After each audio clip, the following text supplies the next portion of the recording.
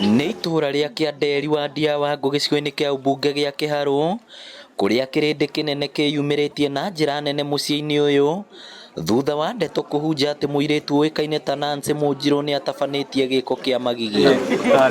Mũirĩtu ũyũ ũrĩa nĩ wa mĩaka 21 arathecangire twana twake twa tũhĩnda na kahiu, kamwe gagĩkua hau na kau kangĩ gakĩguthũkio thibitarĩ-inĩ ya Mũrang'a. Bita atakia kũnjĩra mathecirwo nĩ mamu wao na kahiu.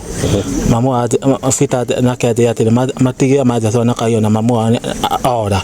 Kũringana na Benson Kĩarie ũrĩa nĩ mamawe wa ciana ici, araiguire mũkayo wa kana karĩa nĩ ka mĩaka no kiuma na nyũmba na akuhĩrĩria karamwĩra mamu wao nĩ amathecangire na kahiu nethara. Ndamenya ũrĩa menyire thaa 10 ndakaya ciana cikomete hau gĩtanda-inĩ. Ũmwe agũthete twa mara-inĩ na ũcio ũngĩ agũthete twa mara-inĩ nake. Mwĩkũĩrwo ũyũ kũrerĩkana ndakoretwo agĩikara gũkũ na ciana ciake areragĩrwo nĩ mami wao na gũtiramenyeka kĩrĩa kĩramũnyitire acoka na mũciĩ kuma kũrĩa andĩkĩtwo wĩra. Na tũramaka to mũirĩtu ũyũ ndarĩ aroneka, nĩorire nĩatigire kagĩko gĩkĩ, kana kamwe gake nĩ karĩkĩtie kwehera, kau kangĩ nĩ gatwarwo tũtiũĩ kana ke Mũriranja kana ke Mũrang'a, no nako nĩ egũgĩgatemete. Nĩ gĩko gĩkũmithĩtio na njĩra nene nĩ mũingĩ wa itũra kũrĩa rĩtana rĩrĩ rĩrutĩtwo.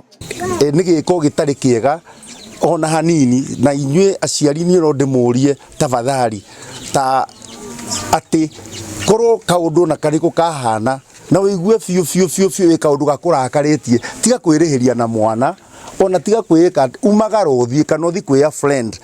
Wathi kwĩya friend kana kwĩ our pastors, our vicar, our fathers, tũthiĩ mũndũ eitũrũre.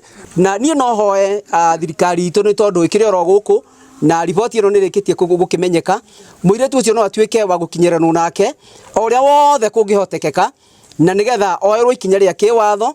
Maabitha a borithi kuma ceceni-inĩ ya Kahuro makĩambĩka ũthuthuria wa gwethana na nyina wa ciana ici nĩ maugĩte mamũikia ngono nĩ nginyagia hingũrĩrwo thitango.